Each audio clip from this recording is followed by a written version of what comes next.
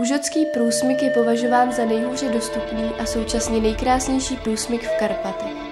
Právě tady vedle pramene řeky Úh stojí v malé vsi Užhok cerkev svatého Michaela Archanděla. Kromě dokonalých tvarů a proporcí působí velmi harmonicky soulad stavby a okolí krajiny. Její věže připomínají obrysy horských vrcholů, někdy i horní části karpatských smrků.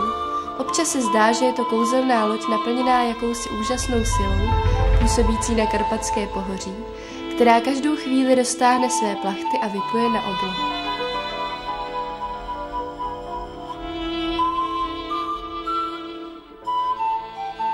Chrám postavili v roce 1745 dva mistři.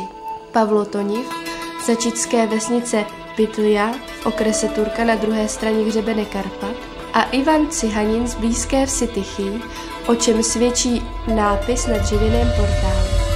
Jiné nápisy zaznamenávají významné opravy. Cerkev svatého Michaela Archanděla patří do skupiny chrámů postavených v bojkovském stylu. Bojkovské cerkve se skládají ze 3 zroubených částí, nad kterými se zvedají věže.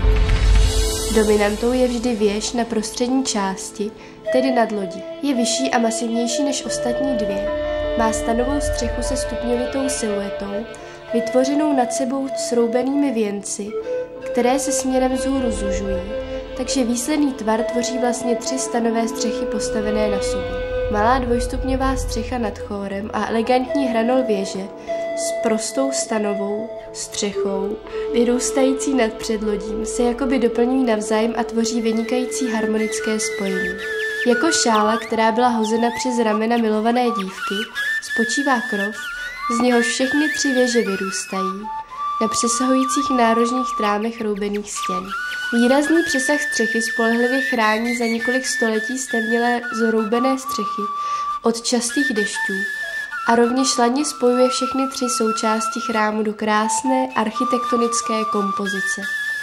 Mimořádným dojmem uvnitř chrámu působí vyřezávaný ikonostas, oddělující loď od kněžiště, ve kterém se skrývá krásná archa s baldachýnem. Silný emocionální zážitek ve vás vyvolá protiklad světla a šera při přechodu z potemnělého předlodí, které bylo vyhrazeno ženám, do velebné a rozlehlé lodě. Toto jednoduché zařízení se v Zakarpatí nazývá kalatalo. Ve dnech postního týdne, kdy zvony mají mlčet, povolávají lidi na mši zvuky těchto dřevěných kladívek. Chrám svatého Michaela Archanděla vždy vítá své farníky a ctitele a je hojně navštěvovaným místem oblasti.